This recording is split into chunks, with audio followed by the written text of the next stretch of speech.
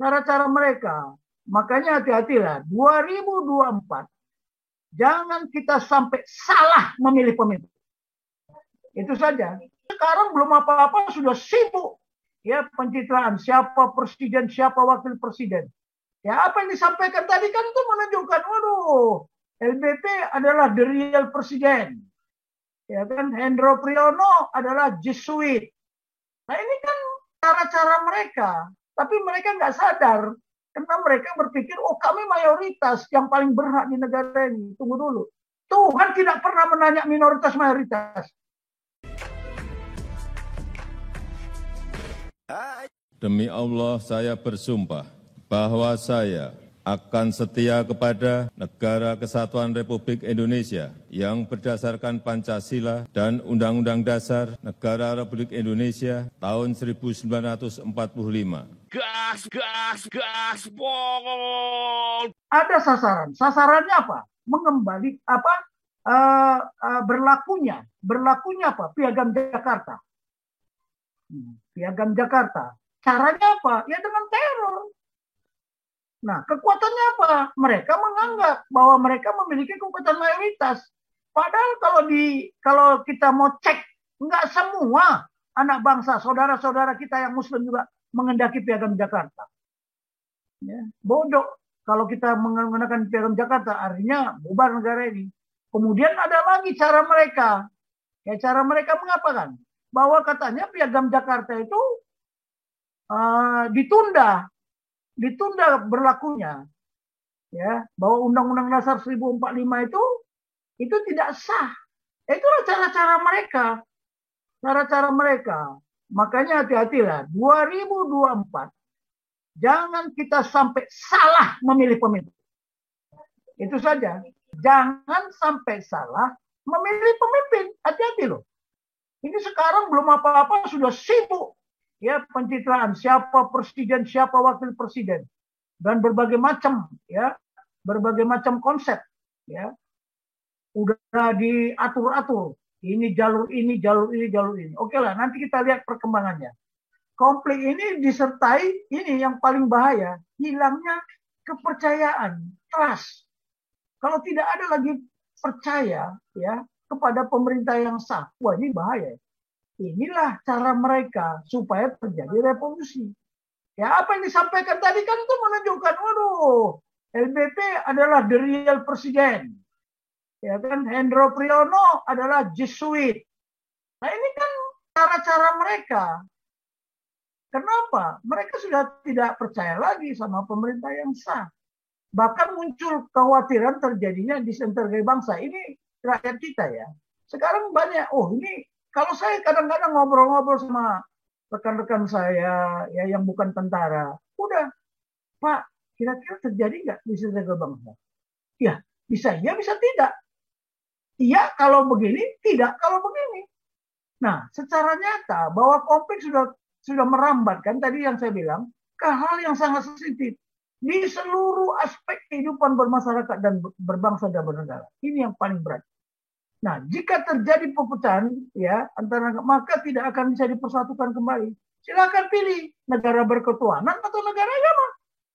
Silakan pilih. Nah, saya sudah katakan kan tidak satupun ideologi agama yang dapat mempersatukan bangsa Indonesia. Dari Sabang sampai Merauke dan dari Miangas sampai Pulau Rote. Hanya ideologi Pancasila satu-satunya alat pemersatu bangsa Indonesia. Mana ideologi mana mau dipakai? Coba saya mau tanya. Kita berpikirlah ideologi yang mana. Tapi mereka nggak sadar karena mereka berpikir, oh kami mayoritas yang paling berhak di negara ini. Tunggu dulu. Tuhan tidak pernah menanya minoritas mayoritas. Ya, ini yang perlu jadi catatan kita, jadi quote kita. Itulah paradigma yang harus kita sampaikan juga. Ya cara kita menangkisnya. Komplikasi paradigma lebih diperparah lagi sebagai akibat apa? Dari pergeseran paradigma global.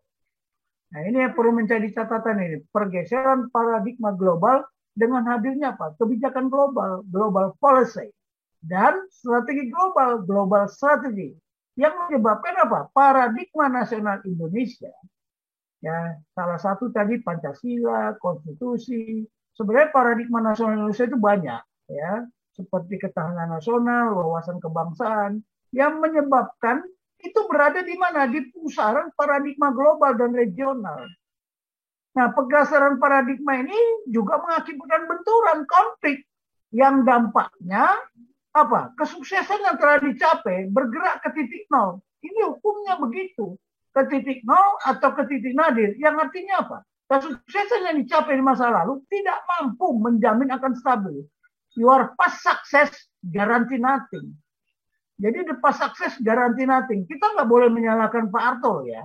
Kita tidak juga boleh menyalahkan Bung Karno. Kalau Pak Jokowi sekarang ada keberuntungan, karena teknologi sangat maju, membangun kereta api cepat, sangat cepat teknologinya, membangun rumah juga. Bayangin, ada teman saya yang membangun rumah, dalam 10 hari dia bisa membangun rumah 5. Di Cina dalam waktu seminggu dia bisa bangun rumah sakit sedemikian apa? Hanya seminggu. Karena teknologinya udah maju. Kalau zaman Pak Harto kan belum ada.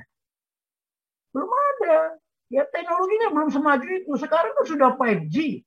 Nah, jadi luar paksa ses garanti nothing. Nah, saudara-saudara kita ini nggak paham. Ya, apa yang dicapai sejak kita merdeka sampai hari ini, walaupun istilahnya belum menjamin ya adil makmur atau rakyat sejahtera. Tetapi kalau terjadi benturan, kita kembali lagi ke nol. Lebih parah lagi. Lebih parah di era di hidup pada saat penjajahan, lebih parah nantinya. Mereka sadar nggak ini? Nggak akan sadar, karena yang ada di otaknya jihad. Ya, jihad fisabilillah. Tren yang berkembang sekarang, ya. Jadi kalau kita lihat current trend itu, ini tren yang terjadi saat ini, current latar belakang.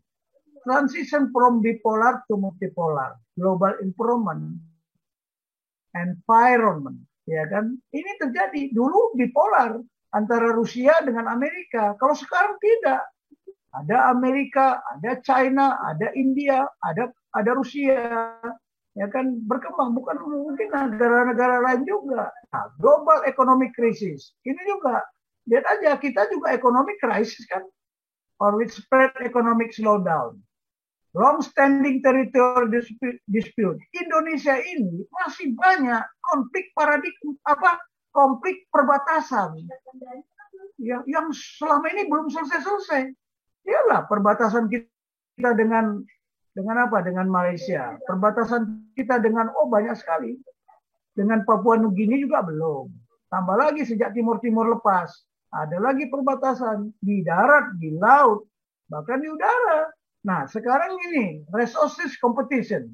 Ya, lihatlah kenapa mereka berebut dengan nikel kita. Nah, ini juga yang paling parah, emerging threat to information technology.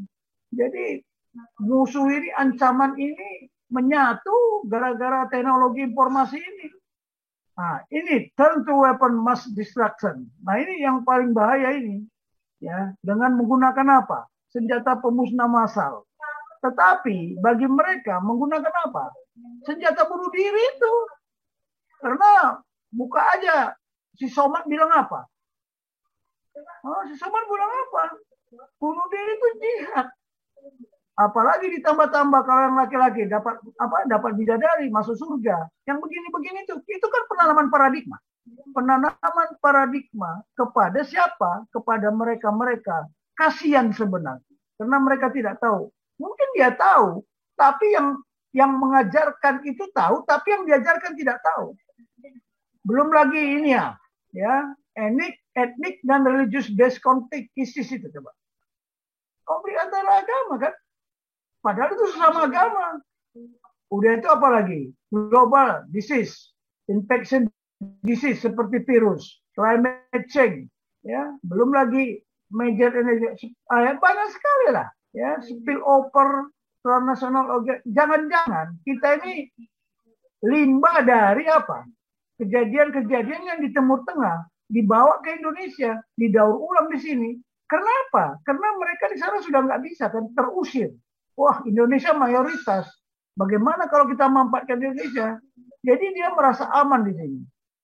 Ya, tapi kita hanya berharap sekali kepada TNI sama Polri.